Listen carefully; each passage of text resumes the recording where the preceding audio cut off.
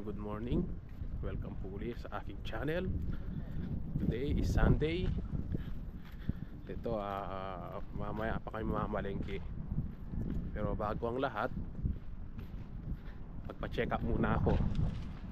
Nagbayad na ako dito sa may hospital malapit sa amin. Kasi sobrang init, kailangan din magpa-check up. Pakuha ko ng dugo. Guys, so malapit lang naman yung hospital dito sa amin, guys. Karin ko lang. Pag alas 10 na dito ng umaga, nagpasting ako ng 8 oras. Sobrang init. Nakakahilo din.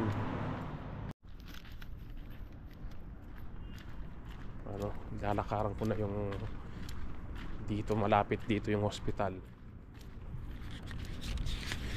Dapat kahapon pa to eh. Kahapon pa ako nagpakuha ng dugo. Kaso nga lang kahapon mga guys, opening ako. Sabi nung receptionist, yung kumukuha ng dugo, mga 9 AM to 10 AM pa.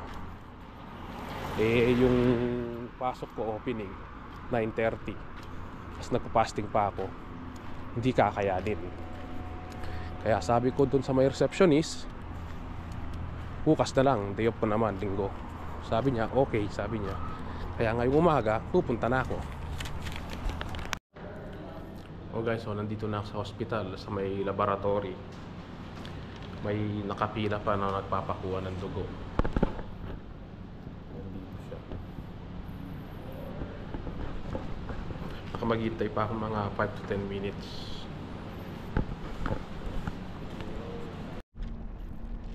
Yun mga guys, oh, tapos na ako nagpakuha ng dugo. Aalamin ko na lang yung resulta. Sabi ng receptionist, yung doktor ko alas 12 pa raw ng madaling araw hanggang alas 7 ng umaga. Titignan ko mamaya ng alas 12 or alauna or kinabukasan ko na lang kunin yung resulta ko. Ito guys, so pauwi na ako. Mamaya mamamalengke na kami. Ito lang yung pinagano ko ng dugo, yan. Dito ako nagpakuha, dito sa may left.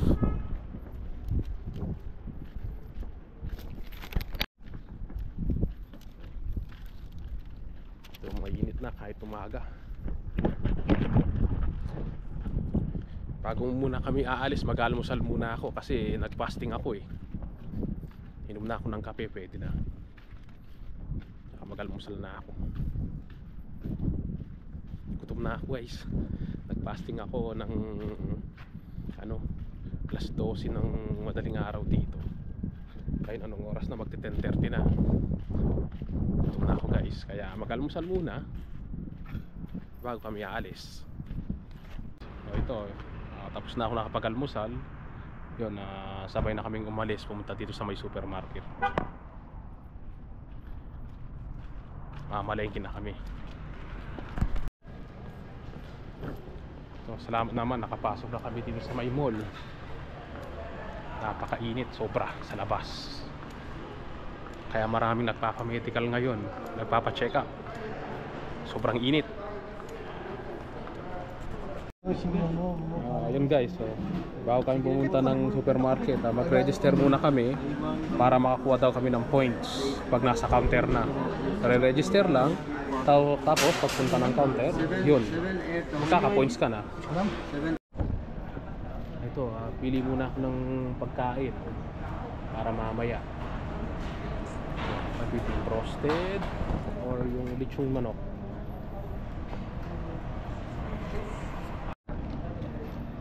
Ang mas masarap sa dalawa, halos parehas lang eh.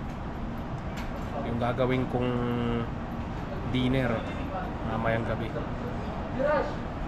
na lang siguro, 2 piraso, 6.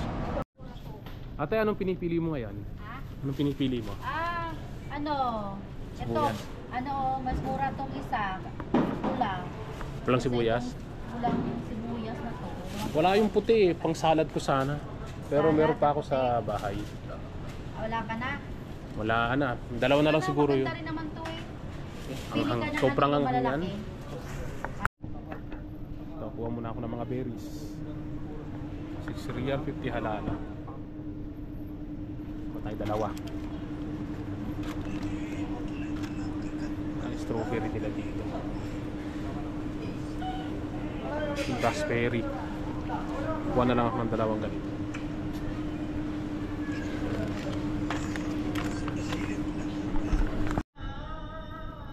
Ito mga guys, so ito na lang muna yung pinamili ko. Dagdagan ko na lang ng konti. So kuha ko ng itlog. Malalaki yung mga itlog dito. Brown tsaka. Kuha muna pala ako ng yung dishwashing. Lapit na maubos yung ko yung panglinis ko ng plato. Kaya kukunin ko dito. 21 8 ano ko siguro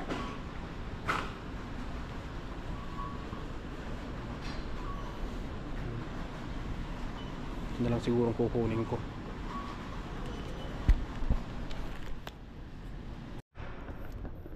Yun, tapos na tayo nakapagpa-check out. Nauna na si na kuya sa labas. Pupunta na ako ngayon sa parking.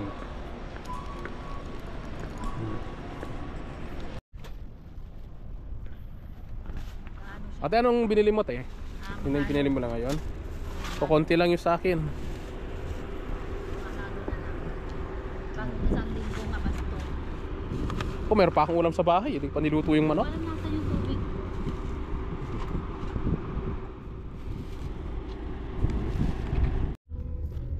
Yun mga guys, so tapos na kami nakapamalengke.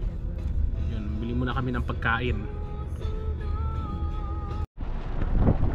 Guys, dito na lang muna kami sa Maki. Rice muna kami para take out na lang sa bahay. Ito na guys, binili ko. Magmamaki muna kami ni kuya. Hintay ko lang yung yung sweet niya, saka yung soft drinks. So may mga salad din sila dito. Guys, ito na yung mga namin sa Maki. Customer service. Good service nila, good service. Aywa, Laguna. San Pablo, Laguna. Wala, San Pablo, Laguna. Kamutin Kulalo, Pampun, Mais. Tingnan guys, wala. Aywa. You go to San Pablo, ha? Laguna. Laguna. Aywa, Laguna. Aywa. Ito Punapa, ha? Punapa. Ito yung minatamis ni kuya. Ayun, nakapag-order na kami ng pagkain. Ito, malapit na kami sa bahay. Tapos kakain muna. Ito mga guys, ito na kami sa bahay. Kukunin ko na yung mga pinamili namin sa supermarket, tsaka yung pagkain. Mga guys, ito na yung in-order namin ni kuya kanina sa may Almaki. Ito, Faham chicken, tsaka basmati rice. Ito na yung sauce nya rin. Tsaka bumili na rin ako ng soft drinks. Ngayon lang ako mag-rice, mamayang gabi. Ito naman yung kakainin ko. Breast chicken. Sabayan ko to ng salad, vegetable salad, yung may cucumber. Okay, so kain muna tayo. Hello mga guys.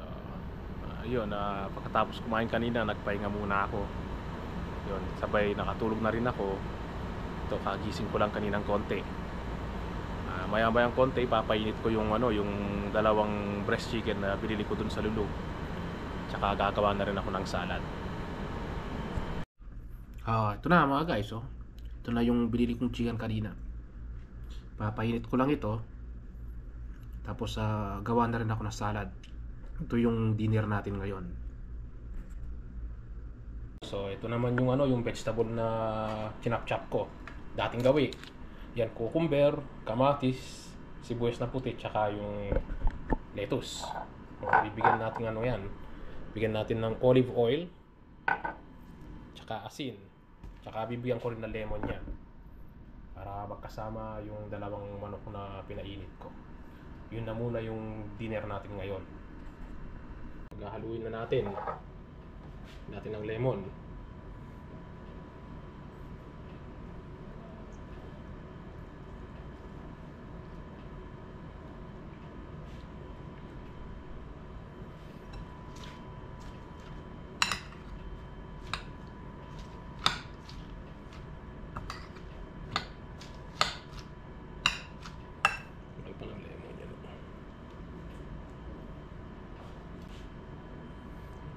natin ng olive oil.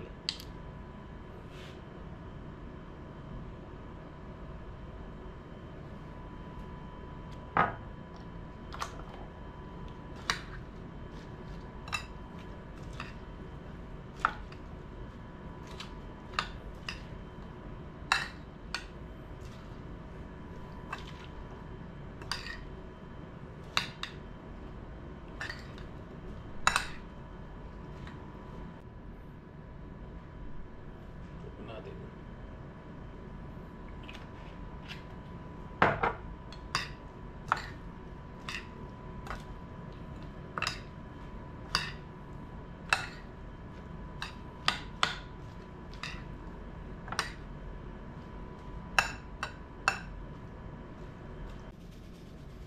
Konting asin lang.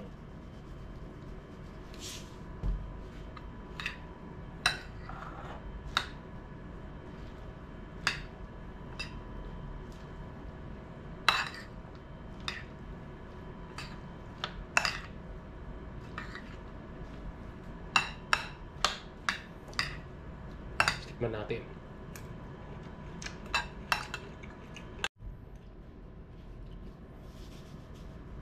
Konti pa. Medyo walang lasa yung asin. Dagdagan natin ng konti.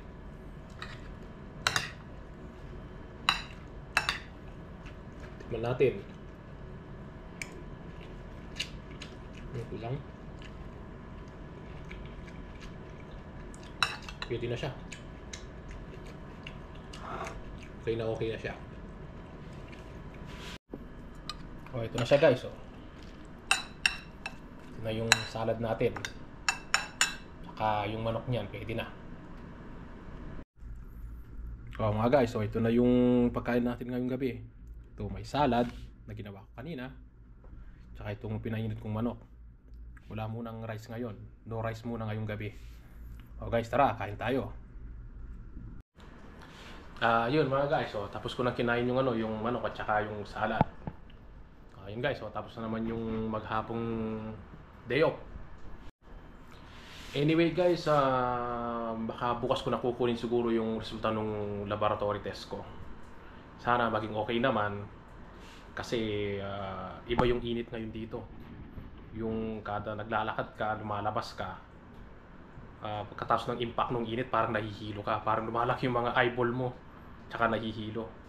Kaya mas mabuti pa talaga na nagpa-check up ako kanina, nagpakuha ng dugo. Kukunin ko na lang yung resulta siguro bukas pagkatapos ng duty.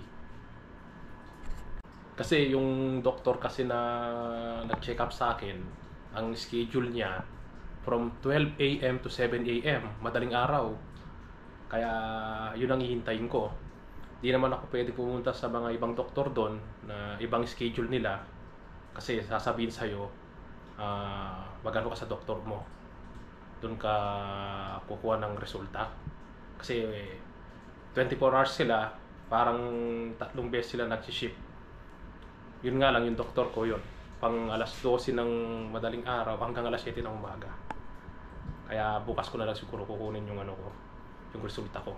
Once a year lang ako nagpapamedical laboratory test. Lalo na kapag tag-init na ganyan, buwan ng May, June, July, August, yan mainit dito.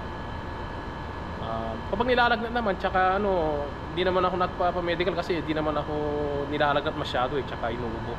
Yun lang talaga pag mainit. So guys, puputulin ko na itong video na to.